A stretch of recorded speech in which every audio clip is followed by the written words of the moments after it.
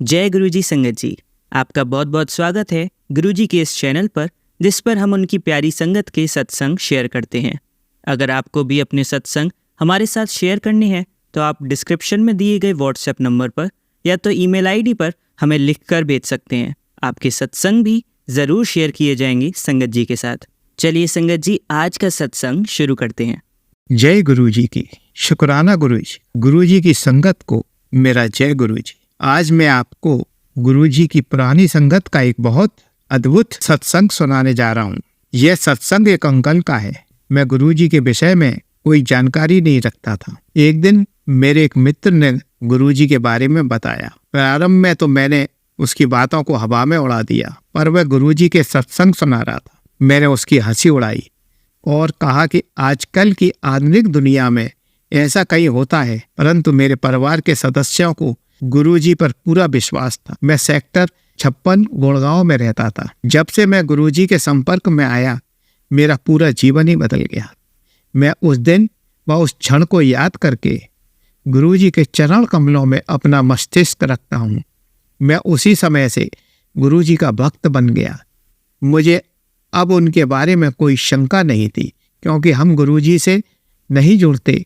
गुरुजी की इच्छा होती है तो वह हमें अपने आप से जोड़ते हैं। अब मैं भली भांति समझ गया कि गुरुजी स्वयं शिव का अवतार है। उनकी क्षमता सर्वोपरि है। वह हर कार्य करने में सक्षम है। संसार का कोई भी ऐसा कार्य नहीं है जिसे गुरुजी पूर्ण ना कर सकते हो। गुरुजी अपनी शरण में आने वाले हर व्यक्ति को आशीर्वाद देते हैं। वही हमारे अस्तित्व का कारण है। गुरुजी की छत्र छाया में रहकर हम इस जीवन का आनंद ले रहे हैं। मेरी बेटी 2 वर्ष की आयु से ही दमा की रोगी थी। उसको इस रोग को झेलते हुए करीब 17 साल हो गए थे। जब भी मौसम का परिवर्तन होता था, उसकी तकलीफ बढ़ जाती थी। बरसात के दिनों में और सर्दी के दिनों में भी स्वास्थ्य सही नहीं रहता। मैंने दिल्ली के कई डॉक्टरों को अपनी बेटी को दिखाया था, लेकिन काफी पैसा खर्च करने के पश्चात भी उसे रत्ती भर भी फायदा नहीं हुआ। जब भी कोई व्यक्ति जिस चीज के इलाज के लिए बोल देता था, मैं तुरंत उस चीज का इलाज शुरू कर देता था। मैंने कोई नीम हकीम पंडित नहीं छोड़े। अब मैं अपनी बेटी के प्रति काफी निराश हो गया था। अंत में जब मेरे मित्र ने याद दिलाया तो मुझे गुरुजी की याद आई, और मैं जब उस मित्र को साथ चलने के लिए कहने लगा तो उसने बहाने बनाने शुरू कर दिए। एक दिन हम लोग एम्पायर स्टेट से निकल रहे थे तो मुझे गुरुजी की याद आ गई और हम लोग एम्पायर स्टेट में गुरुजी से मिलने के लिए पहुंच गए। परंतु इन दिनों में गुरुजी वहां नहीं थे। गुरुजी जालंधर में प्रवास कर रहे थे। मैं काफ़ी निराश हो गया और वापस लौट आया। मैं यह सोच रहा था कि अभी गुरुजी से मिलने का समय नहीं आया। जब तक गुरुजी मिलना नहीं चाहते थे, तब तक किसी भी प्रकार से आप उनसे मिल नहीं सकते थे। हमने गुड़गांव में एक मकान ले लिया था। वह किस्तों पर मकान लिया था। अब मुझे किस्तें चुकाने में परेशानी हो रही थी, क्योंकि घर के खर्चे के अलावा बेटी की दवाइयों का खर्चा काफ़ी था। अतः मुझे घर की किस्तें अब भारी पड़ रही थी। इसलिए मैं उस मकान को बेचना चाहता था। मैंने अब पूरा मन बना लिया था कि इस मकान को बेच के मैं झंझट खत्म करूँगा। मेरे पिताजी गाजियाबाद वाले मकान में रह रहे थे। मुझे उनसे कोई उम्मीद नहीं थी। एक बार मैंने भूलवश उनसे पैसे मांग लिए। उन्होंने साफ मना कर दिया। अब मैं दोबारा एम्पायर स्टेट पहुंचा तो गुरुजी से मुलाकात हो गई। मैंने गुरुजी को सारी बातें बताई, लेकिन बेटी की बीमारी के बारे में कुछ भी नहीं बताया, क्योंकि मकान की समस्या सर्वोपरि थी। गुरुजी ने खुश होकर मुझे आशीर्वाद दिया और कहा कि जा ऐश कर, तेरा काम हो जाएगा। मैं वहां से लंगर व प्रसाद खाकर खुशी खुशी लौट आया। जैसे ही मैं घर पर आया तो मेरे पिताजी ने कहा कि तुम्हारी आर्थिक मदद करने के लिए मैं तैयार हूँ। उन्होंने मुझे इतना धन दे दिया कि उस धन से मैं गुड़गांव वाले मकान को खरीद सका। अब मैंने नगद सारा पैसा जमा कर दिया। अब मुझे किस्त के कोई पैसे नहीं देने होते थे। अब मैं गुड़गांव वाले मकान का मालिक बन गया था। तो इस मकान में अपने परिवार के साथ शिफ्ट हो गया। अब मैं दोबारा गुरुजी के पास एम्पायर स्टेट पहुंचा। गुरुजी को अपनी पुत्री की सारी समस्या बताई। उसी समय पुत्री का स्वास्थ्य काफी गिर गया था। गुरुजी ने एक ताम्र लोटा लाने को कहा। मैंने बाजार जाकर ताम्र लोटा खरीदा तथा सीधे गुरुजी के पास पहुंच गया। गुरुजी ने उसे अभिमंत्रित कर दिया। साथ ही यह भी कहा कि शाम को इसमें जल भरकर रख देना है। सुबह के समय खाली पेट इस जल को पीना है तथा जो जल बच जाए उसे स्नान करने वाले पानी में मिलाकर नहाना है। बहुत जल्दी तुम्हारी बेटी ठीक हो जाएगी। हमने गुरुजी के निर्देश के अनुसार वही कार्य किया। करीब 2 महीने में पुत्री को लाभ मिलना शुरू हो गया। धीरे धीरे पुत्री के दमे का रोग अब पूर्ण रूप से ठीक हो रहा था। उसने अब सारी एलोपैथिक दवाइयां भी बंद कर दी थी। अब वह पूर्ण रूप से ठीक हो गई थी। 16 सितंबर 2000 को अचानक मेरी बेटी को एलर्जी हो गई। सारे शरीर पर दाने हो गए, उनमें खुजली मचती थी। मैंने कई डॉक्टरों को दिखाया तथा काफ़ी महंगी महंगी दवाइयाँ बेटी को खिलाई, लेकिन कहीं पर कोई फायदा नहीं हुआ। यह बीमारी करीबन 4 महीने तक रही। मैं अपनी परीक्षाएं भी नहीं दे पाई। इतने में किसी व्यक्ति ने कहा कि इस रोग का इलाज तो गुरुजी के पास ही है। अतः मैं दोबारा गुरुजी के पास गया और बेटी की समस्या से गुरुजी को अवगत कराया। गुरुजी ने एक होम्योपैथिक दवाई का नाम लिख दिया। उस दवाई का सेवन करने से एलर्जी अब ठीक होने लगी। एलर्जी के कारण बेटी की स्किन का कलर काला हो गया था। उस दवाई से धीरे धीरे रंग भी साफ होता गया। मैंने गुरुजी के पास जाकर शुक्राना किया। 26 जनवरी 2001 को हम गुड़गांव वाले मकान में शिफ्ट हो गए। हमने गुरुजी का एक बहुत बड़ा चित्र घर के ड्राइंग रूम में लगा दिया। तब से हमें अपने नए घर में गुरुजी की उपस्थिति महसूस होने लगी। अब मुझे यह प्रतीत हो रहा था कि यह सब गुरुजी की कृपा के कारण ही संभव हो रहा था, वरना हम लोग सालों से यूं ही धक्के खा रहे थे। मेरी तनख्वाह का एक बहुत बड़ा हिस्सा दवाइयों में ही चला जाता था। अब मैं अपने पूरे परिवार के साथ गुरुजी के दर्शन के लिए जाने का मन बना रहा था। मैं 17 फरवरी 2001 को शिवरात्रि के दिन अपने परिवार के साथ बड़े मंदिर पहुंच गया। वहां पर गुरुजी अपने आसन पर बैठे हुए थे। शिवरात्रि वाले दिन तो बड़े मंदिर में काफ़ी भीड़ होती है, वहाँ पैर रखना भी मुश्किल हो जाता है। शिवरात्रि वाले दिन जैसा नज़ारा मंदिर का होता है वैसा मैंने किसी अन्य मंदिर में नहीं देखा। बड़े मंदिर की छटा निराली हो जाती है। एक विशेष खुशबू पूरे मंदिर में फैली रहती है। उस दिन गुरुजी का रूप रंग भी देखने लायक होता है। काफ़ी गाने बजाने वाले लोग मंदिर में आते हैं। वहाँ सारे दिन उत्सव चलता रहता है।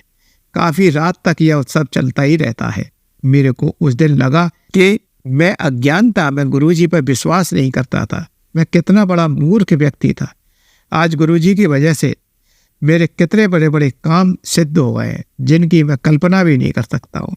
मेरी बेटी पढ़ाई लिखाई में तेज थी, लेकिन बीमारी के कारण मैं पेपर नहीं दे पाई। इसलिए बेटी को क्लास में लज्जित ना होना पड़े, मैंने यह निश्चय कर लिया कि बेटी का एडमिशन दूसरे स्कूल में करा देता हूँ।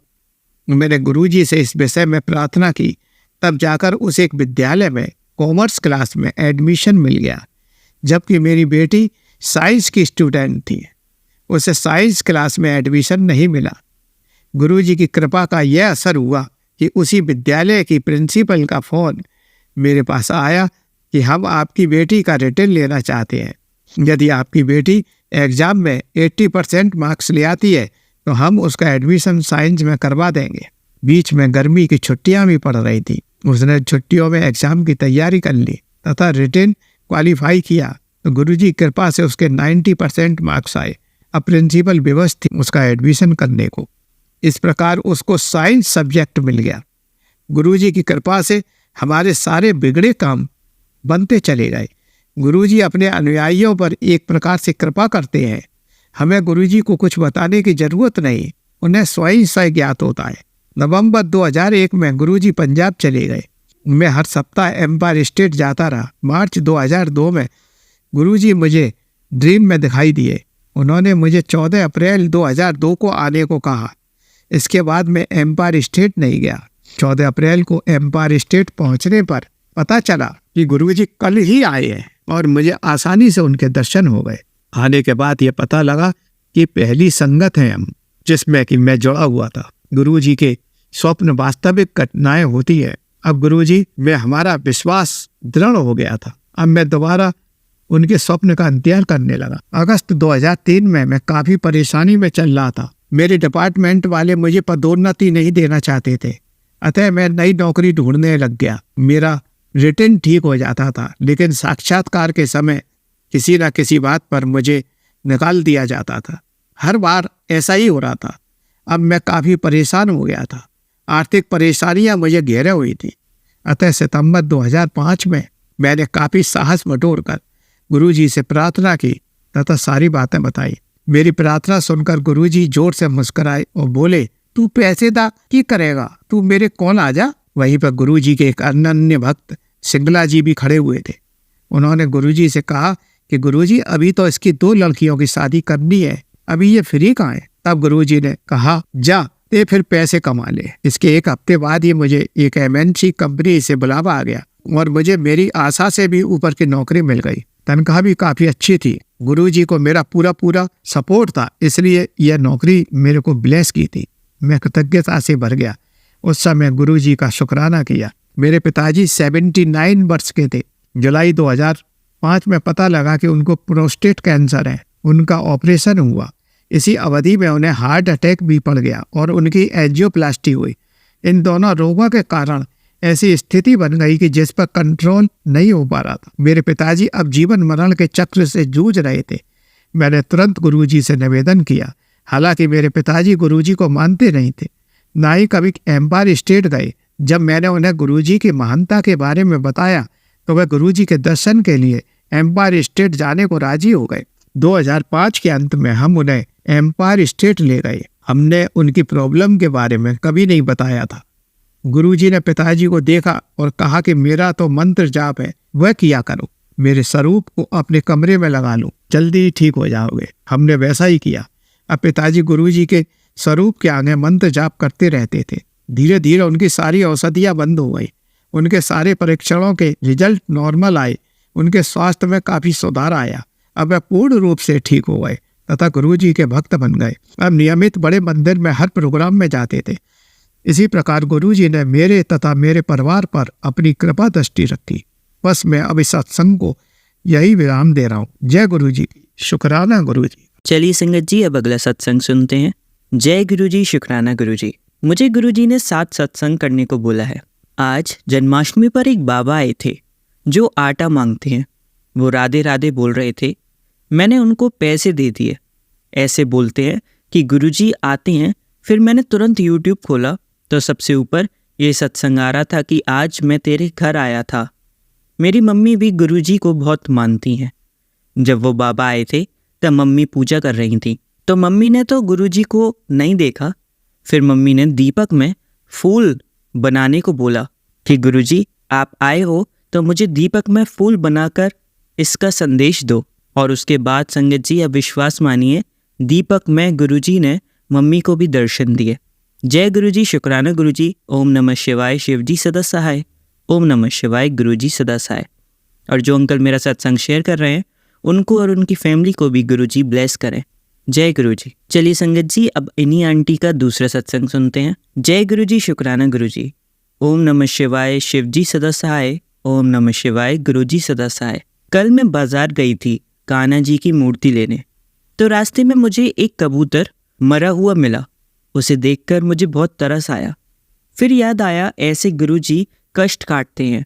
फिर हम आगे गए तो बारिश होने लगी, तो उसकी वजह से हम उधर ही रुक गए। फिर हम चले तो फिर से बारिश होने लगी। ऐसे ही पूरे रास्ते बारिश होती रही और बंद हो जाती थी, फिर आ जाती थी। तो बहुत बारिश हो रही थी, वो बंद नहीं हो रही थी। फिर हमने घर के लिए रिक्शा कर लिया। बाद में रास्ते में ही बारिश बंद हो गई। फिर हमें रास्ते में वाइट कबूतर दिखा। फिर हम घर आ गए, लेकिन हम कान्हा जी की मूर्ति नहीं ला पाए। मेरा मन बहुत उदास हो रहा था कि ऐसा क्यों हुआ गुरुजी, हम कान्हा जी की मूर्ति क्यों ना ला पाए। उसके बाद गुरुजी का मैसेज आया कि तेरा बहुत बड़ा नुकसान होने वाला था, पर मैंने उसे काट दिया है। गुरुजी ने मुझे 7 दिन तक सत्संग करने को बोला है। सुबह से सोच रही थी लेकिन सत्संग शेयर नहीं कर पा रही थी। और फिर मैं जब गुरुजी का सत्संग सुन रही थी तब उसमें भी गुरुजी यही कह रहे थे कि सत्संग अपना शेयर करो। ये वाला सत्संग मेरे 7 सत्संगों का सेकंड सत्संग है। जय गुरु जी, शुक्राना गुरु जी। चलिए संगत जी, अब अगला सत्संग सुनते हैं। जय गुरु जी, शुक्राना गुरु जी। मैं जीरकपुर पंजाब से हूँ। मैं अपना नेम शेयर नहीं करना चाहती। मैंने पहले भी अपने शुक्राना सत्संग शेयर करे हैं, पर कुछ शेयर हुए और कुछ नहीं। मुझे गुरुजी ने 7 दिन शुक्राना सत्संग करने को बोला है। अब गुरुजी के मैसेज आ रहे हैं दोबारा 7 दिन तक सत्संग करने के लिए। आज 7 दिन में से ये मेरा फर्स्ट डे है। ये मेरा सत्संग राखी वाले दिन का है। मेरा इस बार बहुत मन था कि मैं अपने भाई को खुद जाकर राखी बांधूं। मेरी मैरिज को 10 साल हो गए हैं। इन 10 सालों में मैं सिर्फ एक बार गई हूँ राखी के लिए, क्योंकि हमारे घर में जो मेरी सिस्टर इन लॉ हैं वो मोस्टली टाइम आती हैं, तो हम कहीं बाहर जा नहीं पाते। और एक बार राखी पर मैं अपने मायके गई थी, क्योंकि उस टाइम मेरा बेटा छोटा था और मैं मायके रहने गई हुई थी। मैंने अपने हस्बैंड को बोला जाने के लिए, तो बोले अभी जून में तो होकर आई है, हर 2 महीने बाद जाना होता है। जैसे कि मैंने अपने पहले सत्संग में बताया था कि मेरा और मेरे हस्बैंड में कुछ इश्यूज़ चल रहे हैं, इसलिए मैंने उनको ज़्यादा नहीं बोला। इस बार भी वही हुआ। मेरी सिस्टर इन लॉ आई, उनकी बेटी भी आई, जिसने मेरे बेटे को राखी बांधी। मैं गुरुजी के आगे बहुत रोई कि या तो आप मुझे किसी तरह भेज दो, नहीं तो आप आओ, मुझे आपको भी राखी बांधनी है। मैंने एक राखी अपने घर के मंदिर में रखी जो शिव जी का है, उनके लिए। एक राखी मंदिर में शिव जी भगवान के लिए और एक राखी गुरुजी के लिए भी रखी। राखी वाले दिन मंडे था और सावन का लास्ट मंडे भी था। मेरा फास्ट भी था। मैं अपने हस्बैंड और बेटे के साथ मंदिर गई थी। जो राखी मैंने मंदिर के लिए रखी थी वो मैं साथ ले गई और गुरुजी वाली घर रख दी। मंदिर में शिवलिंग अलग है और शिवजी भगवान जी अलग हैं, मतलब अलग अलग बना रखे हैं। मैंने पंडित जी को बोला कि आप वो दूर का लॉक ओपन कर दो, मुझे शिव भगवान को राखी बांधनी है। नॉर्मली ऐसा वो किसी के लिए नहीं खोलते, क्योंकि फिर सब बहुत भीड़ आ जाती है ऐसा करने के लिए। पर मेरे एक बार कहने पर पंडित जी ने ताला खोल दिया और मैंने शिव जी को राखी बांध दी। पंडित जी बोले जल्दी करना, नहीं तो कोई और भी आ जाएगा। इन 10 सालों की मैरिड लाइफ में पहली बार ऐसा हुआ था कि मैंने शिव भगवान के हाथ पर राखी बांधी थी। गुरुजी ने मेरी सुन ली। अब रह गई वो राखी जो मैंने गुरुजी के लिए रखी थी। मैंने थोड़ी देर बाद सोचा कि वो राखी भी ले जानी थी, मंदिर ही ले जाती। मैं इवनिंग में दोबारा मंदिर गई अपने बेटे और हस्बैंड के साथ। उस टाइम दूसरे पंडित जी थे, उन्होंने ताला खोलने से मना कर दिया। मेरा मन उदास हो गया कि जो राखी मैं गुरुजी के लिए लाई थी वो तो बांध ही नहीं पाई। पर उसी टाइम मुझे यह भी ध्यान आया कि सामने राम दरबार के आगे एक छोटा शिवलिंग है, मैं उस पर राखी बांध देती हूँ। मैंने अपने हस्बैंड से पूछा तो उन्होंने कहा कि हाँ यहाँ बांध दो, और मैंने फिर बांध दी। तो ऐसे गुरुजी ने मेरी सुनी और एक नहीं बल्कि 2 राखी मेरे हाथ से बनवाई। शुक्राना गुरुपा, मैंने आपको अपना भाई, अपना दोस्त, अपना गुरु, अपना पिता सब माना है और आपने मेरा भाई बनकर मेरी अरदास पूरी की। आपका जितना शुक्राना करूं उतना कम है। संगत जी, मैं एक बात बताना भूल गई कि जब मैं दिन में मंदिर जाने लगी थी तब मुझे घर के बाहर बहुत सारी बटरफ्लाई दिखी थी। तो उस टाइम तो मुझे समझ नहीं आया, पर अब समझ आ रहा है कि उस टाइम गुरुजी ने मुझे आशीर्वाद दिया था। मैं अब अपने दूसरे सत्संग की तैयारी करती हूँ। मेरा ये शुक्राना सत्संग गुरुजी एक्सेप्ट करना। ओम नमः शिवाय, शिवजी सदा सहाय। ओम नमः शिवाय, गुरुजी सदा सहाय। जय गुरुजी। चलिए संगत जी, अब अगला सत्संग सुनते हैं। जय गुरुजी, शुक्राना गुरुजी। अनंतम अनंतम शुक्राना मेरे प्यारे गुरुपा, मेरी प्यारी गुरु संगत। जय गुरुजी। मैं गुरुजी की बेटी नागपुर से। जय गुरुजी। मैं अपना सत्संग गुरुजी के मंत्र जाप से शुरू करना चाहूँगी। आप सब भी मिलके मेरे साथ गुरुजी का मंत्र कीजिए। ओम नमः शिवाय, शिवजी सदा सहाय। ओम नमः शिवाय, गुरुजी सदा सहाय। ओम नमः शिवाय, शिवजी सदा सहाय। ओम नमः शिवाय, गुरुजी सदा सहाय। ओम नमः शिवाय, शिवजी सदा सहाय। ओम नमः शिवाय, मेरे प्यारे गुरुजी सदा सहाय। जय गुरुजी। जय गुरुजी। संगत जी, जैसे मैंने अपने पिछले सत्संग में बताया था कि मेरी लाइफ का सबसे बड़ा सत्संग हुआ। गुरुजी ने हमें हमारे मायके बड़े मंदिर छतरपुर बुलाया था। जय गुरु जी। वो बहुत डिवाइन एक्सपीरियंस रहा था। जय गुरु जी। वहाँ पे मैंने बताया था कि मैंने एक स्वरूप भी लिया था ब्लेस्ड वाला। जय गुरु जी। जैसे गुरु जी कहते हैं कि सावन में बेटियों को अपने मायके जाना चाहिए, तो गुरु जी ने भी मुझे पहले बड़े मंदिर बुलाया, फिर उसके बाद मुझे मेरे पेरेंट्स के घर जो कि रायपुर में है वहाँ बुलाया। जय गुरु जी। तो मैंने बताया था मेरे पिछले सत्संग में कि मुझे वहाँ से एक अंकल जी से छोटा सा पॉकेट स्वरूप मिला था गुरु जी का, और एक जो मैंने खुद ही काउंटर से मांग के लिया था। फिर मैंने बताया था कि मुझे वो जो मैंने मांग के लिया था, वो अंकल जी ने कहा था मुझे कि अगर आपके घर में ऑलरेडी गुरु जी का स्वरूप है तो यहाँ से मिलेगा तो वो भी वही मतलब है, पर उन्होंने मुझे दिया। तो मुझे थोड़ा सा आई वॉज हेजिटेंट कि मुझे एक और मिला है, पर गुरुजी मेरे पास ऑलरेडी है। मैंने सोचा मे बी गुरुजी का एक और स्वरूप हमारे घर आना चाहता है, क्योंकि मेरी मदर इन लॉ आंटी ने बोला था कि पहली बार जा रही हो तो वहाँ से ज़रूर लेना। तो मैंने लिया था। जय गुरुजी। वहाँ से मैं रायपुर गई अपने मम्मा के यहाँ। तो मैं जब तक वहाँ पे थी 4-5 दिन, तो मैंने सोचा मैं गुरुजी के स्वरूप को अपने पेरेंट्स के मंदिर में विराजमान करती हूँ। तो मैंने उन्हें वहाँ विराजमान किया कि जब तक मैं यहाँ हूँ, मैं यहाँ उनकी सेवा कर सकूँ। बट वहाँ पे अभी किसी का कुछ इतना कनेक्शन बिल्कुल भी नहीं है, टू बी ऑनेस्ट, बट हो जाएगा, मुझे पता है। गुरुजी ने अपनी जगह वहाँ भी बनवा ली। जय गुरुजी। थैंक यू गुरुजी।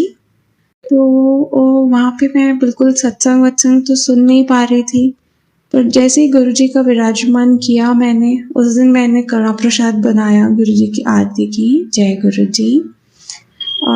उनको नहलाना, उनको क्लीन करना, उनके स्वरूप को जल रखना, ये मैंने किया।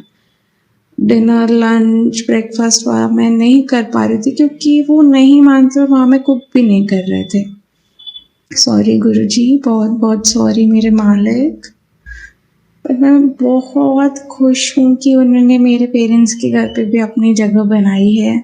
जय गुरुजी। एंड मुझे लगा, और जिस दिन मैं निकल रही थी तो एक नाइट पहले ही मेरे ब्रदर अंकल ने बोला कि तू ये हमारे लिए ही लाई है ना, ये गुरुजी का तस्वीर। मैं बोली तुमको रखना है तो तुम रख सकते हो, नहीं तो मैं तो लेके जाऊंगी। वो बोला नहीं नहीं, यहीं पे रहने दो मंदिर में। तो मैंने उसे कहा कि तुम्हें पर रखना है तो इसे फ्रेम करा के रखना पड़ेगा, ऐसे नहीं रख सकते। जय गुरुजी। आपने अपनी जगह वहाँ भी बनाई है, मुझे पता है आप वहाँ भी अपना कनेक्शन बना लेंगे। And thank you for everything मेरे मालिक, थैंक यू फॉर एवरीथिंग। मुझे पता है मेरे पेरेंट्स के घर पे बहुत नेगेटिव एनर्जीज है, मुझे पता है गुरुजी ने बहुत बार मुझे मैसेज किया है। मेरी मम्मा आंटी भी बहुत ज़्यादा रिलीजियस है, उनको कोई भी कुछ भी देता है वो सब सर माथे करके मंदिर पे सब उन्होंने कलेक्ट करके रखा है। मैंने उनको 3-4 बार बोला है कि ये निकालो घर से, ये निकालो, इसको हटाओ, बट वो उनका अपना विश्वास है तो उन्होंने रखा है। तो जब गुरुजी को उनका भी घर क्लीन कराना होगा, वो वहाँ भी सफाई करा देंगे। जय गुरुजी। गुरुजी इतने प्यारे हैं, वो सब चीज़ें इतने आराम से करा देते हैं, चीज़ें हो जाती हैं, आपको पता भी नहीं चलेगा। संगत जी, हम ह्यूमन नेचर है कि हमें टेंशन लेना ही है, हम टेंशन लेते रहेंगे हर चीज़ की। पर गुरुजी इतने ईजीली हो जाता है, कुछ समझ में नहीं आता, ऐसा लगता है ड्रीम चल रहा है, हैप्पी हैप्पी ड्रीम है कि बस सब चीज़ें फ्लो ही होते जा रही है, कोई एफर्ट ही नहीं करना पड़ रहा है। जय गुरुजी। थैंक यू गुरुजी, हमारा हाथ पकड़ने के लिए थैंक यू मेरे मालिक, थैंक यू मेरे मालिक। गुरुजी एक और सत्संग है, सत्संग तो डेली है, इतने सत्संग है कि हम अभी गुरुजी को एक ग्रांटेड लेने लग गए। सॉरी गुरुजी, मीन्स इतने दर्शन, इतनी ब्लेसिंग्स गुरुजी देते हैं, ये मीन्स डे टू डे में छोटे बड़े तो नहीं होते, पर इतने सारे सत्संग, मतलब ये पूरी लाइफ ही सत्संग है। मीन्स हम तो कुछ कर ही नहीं रहे, सब गुरुजी ही करा रहे, तो हर पल सत्संग है संगत जी। हम सांस ले रहे हैं तो वो भी सत्संग है कि वो गुरुजी करा रहे हैं। हम कैसे कुछ कर सकते हैं? हमारा है ही क्या? हम कुछ भी नहीं है गुरुजी, हम संगत जी, हम कुछ भी नहीं है। हर पल सत्संग है क्योंकि गुरुजी चला रहे हैं ये लाइफ। हाँ, बहुत नेगेटिव शक्ति, बहुत नेगेटिव टाइम आ रहा है, जैसे बोला गया है पहले भी कि कलयुग आएगा और बहुत खराब टाइम हमें देखना पड़ेगा। डेली न्यूज़ ये सब बहुत बहुत मारा टाइम आ रहा है। गुरुजी ब्लेस ऑल। सॉरी गुरुजी, सॉरी संगत जी। तो जैसे मैंने बताया, इतना मारा टाइम आ गया है, मीन्स इंसानों में इंसानियत ही नहीं बची है। सिर्फ ह्यूमन बॉडी है तो वो इंसान कहला रहे हैं, पर लोगों की मेंटालिटी, छोटे बच्चों के साथ गलत काम, मतलब क्या चल रहा है कुछ समझ में नहीं आ रहा है। एंड मुझे नहीं पता ये कहाँ तक जाएगा, इसके बाद फिर सत्युग आएगा। पर ये टाइम कैसे निकले गुरुजी, कैसे निकले? डेली मीन्स इतने सारे, हम न्यूज़ पढ़ के जब हम इतने दुखी हो जाते हैं, तो जिनकी सराउंडिंग में, जिनके घर पे, जिनके साथ ये हो रहा है, बाबा जी ब्लेस ऑल। बाबा जी सबको स्ट्रेंथ दीजिए, सबको बुद्धि दीजिए, सुमत दीजिए, उनका भी हाथ पकड़िए, कुछ तो करिए। ऐसे कैसे चलेगा गुरुजी? इतना दर्द, इतनी पीड़ा किसी के नसीब में कैसे होंगी गुरुजी? Bless all Guruji, bless all गुरुजी। अपनी कृपा सब पर बनाए रखिए मेरे मालिक। अपना भी ख्याल रखिए, इतना करते हैं आप, सब आप ही करते हैं। अपना ख्याल रखिए मेरे प्यारे प्रभु जी, अपना भी ख्याल रखिए, अपना ख्याल रखिए। हमें आपकी ज़रूरत है। ये भी हम अपने सेल्फिश रीज़न के लिए कहते हैं कि आप अपना ख्याल रखिए, क्योंकि हमें आपकी ज़रूरत है। सॉरी मेरे मालिक, पर आप कहते हैं आप गुरुबा हैं, हमारे पापा हैं। अपना ख्याल रखिए मेरे मालिक, हम रुल जाएंगे। अपनी रज़ा में सदा राज़ी रखिए। आपको हमें जैसा बच्चा बनाना है, जैसा इंसान बनाना है, बनाइए मेरे मालिक। आपको जैसा अच्छा लगता है वैसा करिए। सब सर माथे एक्सेप्ट करेंगे, जो करना है जैसे करना है। बट ये जो खराब टाइम चल रहा है, उनको हीलिंग दीजिए मेरे मालिक, उनको ठीक कीजिए। ब्लेस ऑल मेरे मालिक। अपनी रज़ा में सदा राज़ी रखिए, अपनी कृपा सदा सब पर बनाए रखिए।